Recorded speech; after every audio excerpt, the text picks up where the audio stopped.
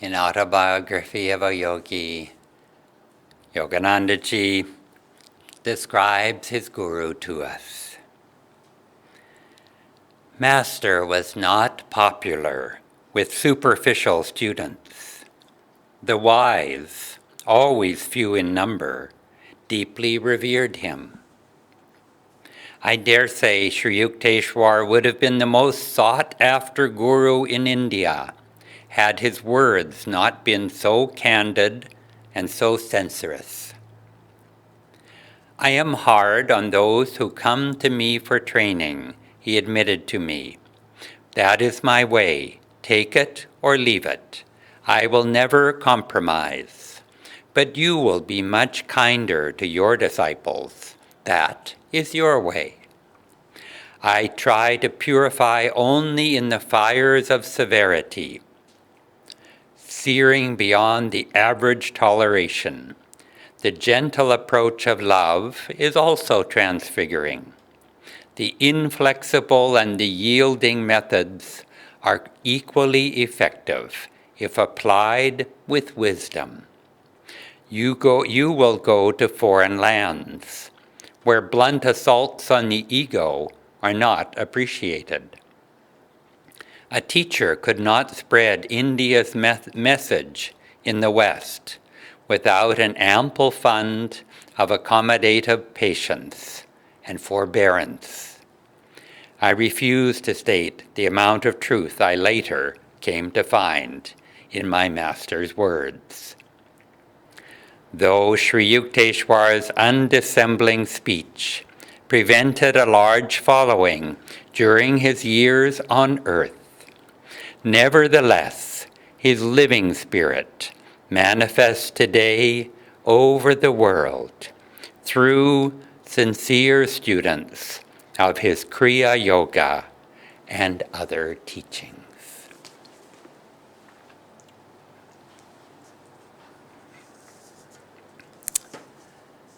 Mahavatar Babaji, the first of our direct line of gurus, Babaji, the avatar of this age, eternally, for this age in a physical body. Babaji visited Swami Sri Yukteswar several times. He commissioned him to write the Holy Science, and he sent to him a young disciple for training to start a worldwide mission of Kriya Yoga. And that, of course, was Yogananda. And it's a mission that we have the great blessing to be a part of. All those who have been inspired by these teachings. And today we remember Sri Yukteswar as our spiritual forefather. And without him, there would be no Paramhansa Yogananda.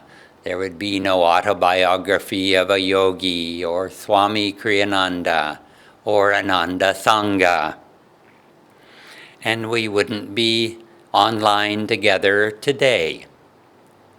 And so how might we show our gratitude to Swami Sri Yukteswar for his forbearance, for his diligently persevering, training those young disciples?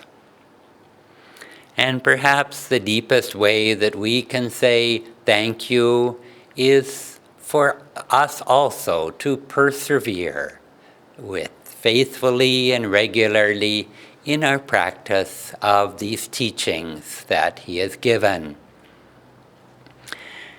And the image which Yogananda just gave us is a very common image of Sri Yukteswar as being this stern disciplinarian. Yogananda said, few could take his penetrating insight into their weaknesses, an insight which he never hesitated to reveal. But because I remained loyal to him, I found God by converting me, he converted thousands. But that strictness was just a role that he played. When he wasn't relating to his disciples, he showed another side of himself. When he was younger, he was married, he had a daughter, he was a wealthy landowner, he managed his estates. He was still married when Babaji made him a Swami. It was only years later that his wife passed away and his ancestral hermitage he turned into a ashram for his students. We used to visit the nephew of Yoganandaji, Hari Krishna Ghosh, in Calcutta, and he met Sri Yukteswar many times. And he said about Sri Yukteswar, Sri Yukteswar would come to visit our father at our house and stay the whole day. He was kind and loving. He would always bring sweets for us children. At the hermitage in Serampore, he was a perfect host with visitors, fond of feeding them. And when I've gone to Serampore, I've felt a great spiritual power, but I've also felt a divine joy. Hare Krishna wrote, I've heard Sri Yukteswar's speeches on many occasions when he used to advise his devotees to meditate, meditate, and meditate more and more with utmost devotion to God. And in the Holy Science, Sri Yukteswar talks about this natural love of the heart. The heart's natural love is the principal requisite to attain a holy life. Without this love, man cannot live in the natural way. Neither can he keep company with the fit person for his own welfare. He suffers in body and mind. He can never find any peace whatever, and his life becomes a burden. Hence the culture of this love, the heavenly gift, is the principal requisite for the attainment of liberation. It is impossible for man to advance a step toward liberation without this natural love of the heart. Thank you. Let us hear now from Aryawan, who will share a little. One of my favorite quotes of his, in some ways Sri Yukteswar, as Keshavaji was speaking about, it was a little bit, well, not a little bit, he was extremely severe. This is even how his own disciple described him. Our Guru Master said that his wisdom was cutting. It would cut you. It would cut away the ego and the things that were limiting you, but it was painful to hear sometimes.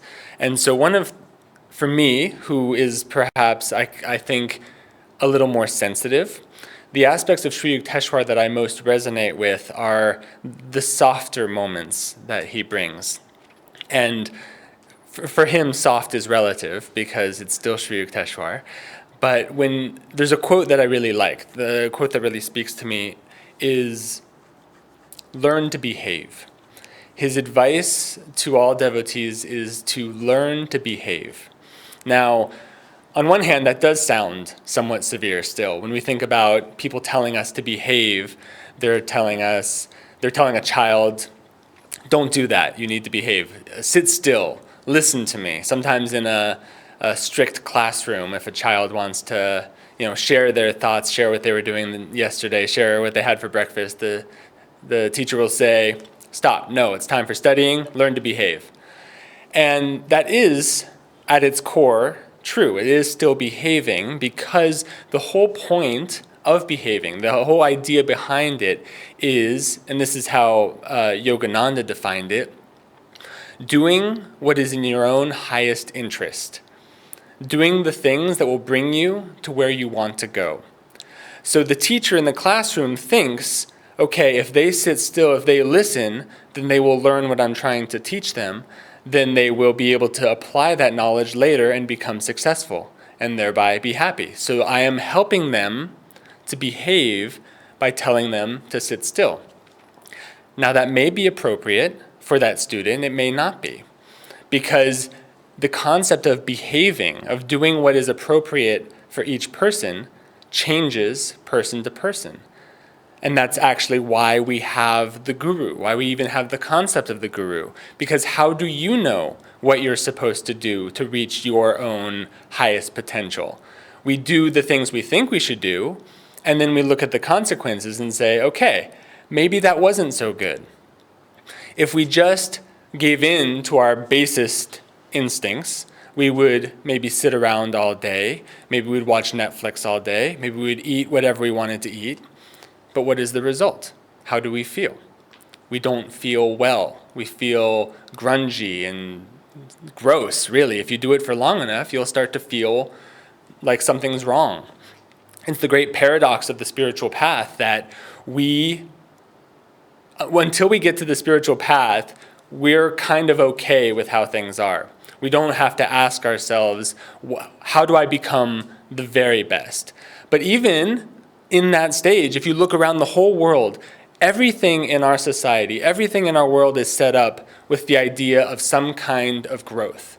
We're always moving from one place to another. It's why we have education. It's why we have training. It's why people who are older are usually considered wiser, because they have gone through the different mistakes, the trials and errors that take us from one state of consciousness to another. And so if we think about behaving in that way, not as you're doing things wrong, but just what is appropriate for me in this moment, it shifts the whole concept. And in fact, it gives the power from outside to inside.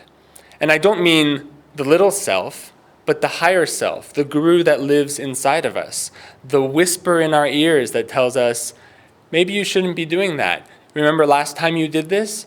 You didn't feel so well after. This did not bring you joy. Maybe you should try something else. When Sri Yukteswar would reprimand his devotees, he wasn't saying, you're bad. He was saying, you're doing something that is not going to lead you to where you want to go.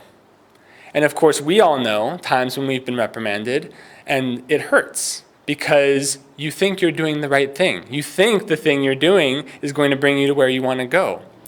But someone with more wisdom is able to come in and say, look, I can see the whole picture. I can see where this string is going, where you're headed towards, and you're not going to like it. Now, you're completely free. All of us are completely free to follow that thread, to follow whatever desire is pulling us this way and that way. And all we have to do is see where it leads us. What I love about this kind of austere discipline of Sri Yukteswar is that it's completely unconditional. If Master's love was unconditional, Sri Yukteswar's wisdom was unconditional.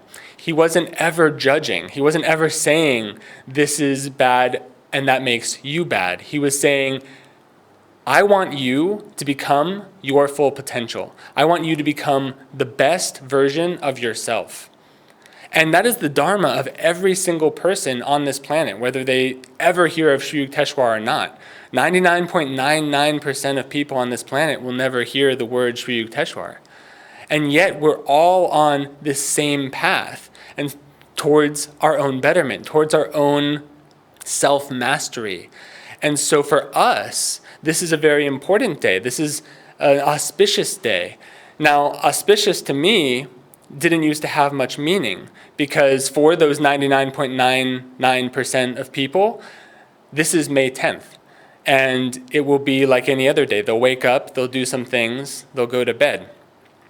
But for us, because we know that this is the birthday of a great master, a master who behooved us to become greater than we are, to lift ourselves out of our self-definitions, to become truly great, then this actually can become an auspicious day. But we have to add our own intention, our own willpower, our own desire to become better.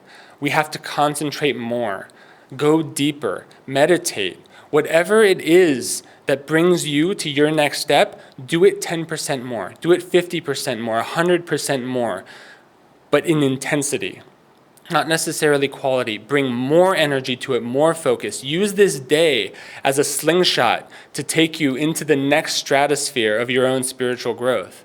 And then this day will truly become auspicious. Joy to you. Good morning. In honor of Swami Sri Yukteswar, I like to share with you how Swami Sri Yukteswar helped me through autobiography. It is easy to learn new things, easy to learn new techniques, new concepts, new philosophies, but it is always a challenge to unlearn something which you already know and already think which is right. So growing up, my grandmother used to tell a lot of stories, Vikramaditya stories, and those who don't know about Vikramaditya stories, they are 10 times magical than Harry Potter series. So I believed that you can manifest anything through mantras. The other set of stories was from Mahabharata, of course. She would say how Arjuna pulled out an arrow, recited a mantra, and then the enemies were defeated. And growing up, I was very, very fascinated about this war and the mantras and how we can manifest everything. And I somewhat remember telling my dad that you don't have that? There are so many books in the puja room cupboard. I'm sure there must be a mantra for manifesting that. Why don't you do that? And but I clearly remember my dad's face reaction. He thought that I would grow up to be a lazy guy trying to manifest everything through mantras. And that misconception that we can just manifest anything and that power, spiritual power, is all I need was not going to help me, because all I was thinking was getting closer to God and having these powers are one and the same. And our master in the autobiography writes, I fully discovered the sharp division between spiritual realism and the obscure mysticism that spuriously passes as a counterpart. And those two lines help me to unlearn that spiritual powers or any metaphysical powers doesn't necessarily take you towards joy and freedom. And the other thing which I unlearned was reading a lot of books, indiscriminate reading. And growing up, I used to read a lot, and I was appreciated for that. And since I was appreciated, I read more. And my sister never liked that in me, because I was an example. They used to say, look at your brother. He's always reading something, improving his knowledge. Why don't you do so? She never liked that part. But this indiscriminate reading, or reading any book my hands could reach, stopped after reading Autobiography. Because in the story, in the years in my master's hermitage chapter, our master clearly states how Yukteswar ji was not encouraging book reading, mindless book reading. He even quotes learned scholar who visited the ashram, and he writes, the sentence is beautiful. A celebrated Pandit received a similar jolt. With ostentatious zeal, the scholar shook the ashram rafters with scripture lore. And Yukteswar ji waited until he could finish all he could quote, and he asked the scholar, "I'm still waiting to hear you." And the scholar realized that just merely quoting the scriptures is not enough. One has to understand the meaning behind it. Just like Swami's talk you heard before, it's not about how much you read, but how you grasp the entirety of the lines which you read. The depthness of the scriptures is more important. And the master also writes, for the first time perhaps the scholar understood the discerning placement of the comma does not atone for a spiritual coma. It's a very beautiful line. And after reading these, I really applied. I always ask a question. I always ask Master, do you want me to read this book? And it has saved a lot of time.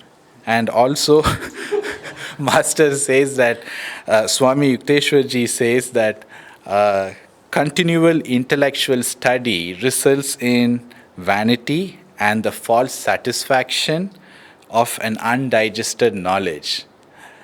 I would have had a lot of indigestion if I hadn't read Autobiography of a Yogi. And I'm ever grateful for our Guru playing out this drama with his Guru so that we all could learn. Not that Paramhansa Yogananda needed these lessons, but although I unlearned these things, I'm even more grateful for the love which Yukteswar gives us all.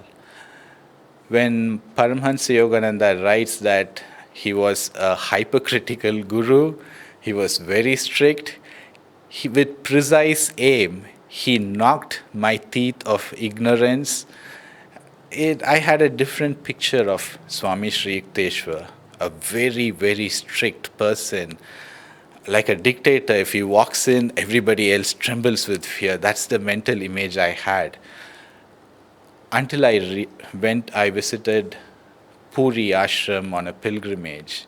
The first day, we all sat around his samadhi, and I clearly remember Daya chanting, "I have made the pole star of my life." And the love I felt from Swami Sri Yukteswar is beyond any words could describe. And I'm ever grateful for that. Thank you. I'll just say a few words. We are so blessed to have a Param Guru in Swami Sri Yukteswar ji. As Hari and Aryawan and Keshava were saying, Swami Sri Yukteswar, if he were not in this already powerhouse line of gurus, would stand out in stature, in power, in wisdom, in realization. He's a spiritual giant. And since, Lahiri Mahashaya received Kriya Yoga initiation in the mountains from Babaji, and Yogananda went to the West and started a world mission, sometimes Sri Yukteswar, if it's not his birthday or his Mahasamadhi, we may not quote him as often as others. But when you think of Sri Yukteswar, as I said, he met Babaji 3 times. He healed Master and many others of dire ailments. He manifested his body 2 places at once, Serampore and Calcutta at the same time. He did so many things, including resurrected himself in a hotel in Mumbai for Master, and then proceeded to tell us all about the astral world in detail. those things alone could change all of our lives just if we kept rereading those 2 chapters about Sri Yukteswar in the autobiography. But I just was going to talk about, for example, Yogananda's devotion to his guru, Sri Yukteswar. Keshava read the poem My Guru, which is so, so beautiful, as we were going into meditation. And Yogananda, dedicates chapters in his autobiography of a yogi about Sri Yukteswar. And Yogananda plays the role of humble disciple in this book, but rightfully so to his spiritual giant guru, Swami Sri Yukteswar. And I just wanted to read this one beautiful section. Maybe I'll... So Swami... Master shows up at Sri Yukteswar's hermitage after running away for a little bit, and he says, now I'm back. And then he said, your education, Swami Sri Yukteswar says to Master, your education must continue if you're going to go to the West. Its people will lend ears more receptive to India's ancient wisdom if this strange Hindu has a university degree. And Yogananda says, you know best, Guruji. My gloom departed.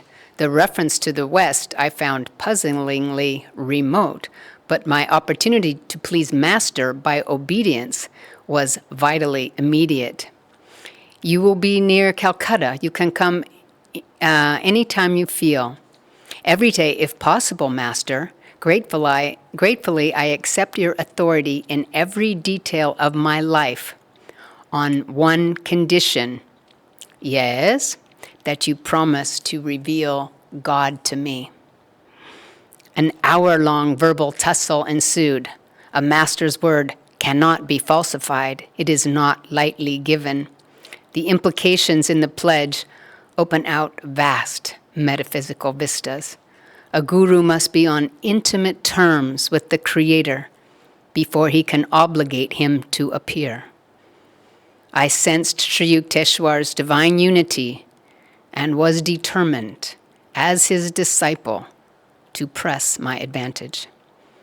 You are of exacting disposition, the Master consented, rang out with compassionate finality. Let your wish be my wish. Lifelong shadow lifted from my heart. The vague search, hither and yon, was over. I had found eternal shelter in a true guru. So this is our beloved guru finding shelter from his beloved guru.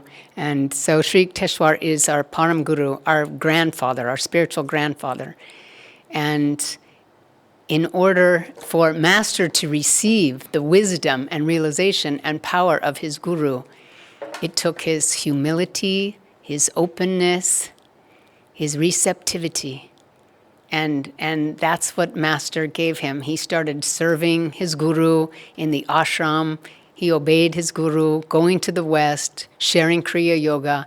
And in every day that Yogananda prayed in front of public, privately, he would bow to his guru, inwardly and publicly. Right outside his bedroom, he had a picture of Sri Yukteswar. He would always bow to that picture of Sri Yukteswar. Everything Yogananda did in his life, he gave credit to his guru and to Babaji and Lahiri, to his line of gurus.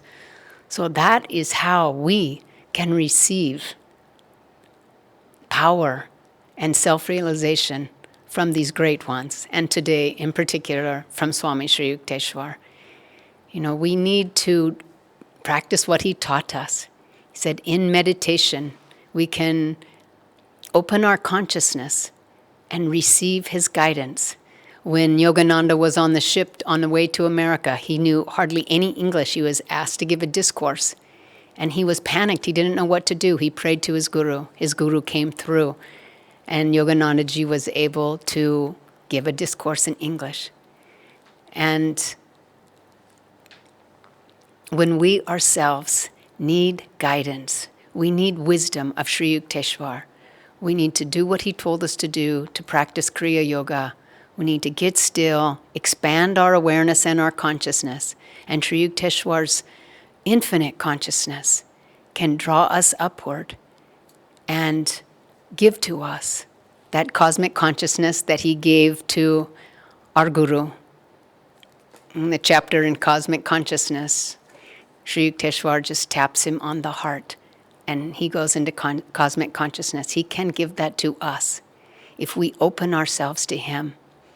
We have in our purification ceremony, when we open ourselves to the Guru, I will enter and take charge of your life. Yogananda willingly gave charge of his life to his Guru Sri Yukteswar. Let us willingly follow their teachings, attune ourselves to them, serve them.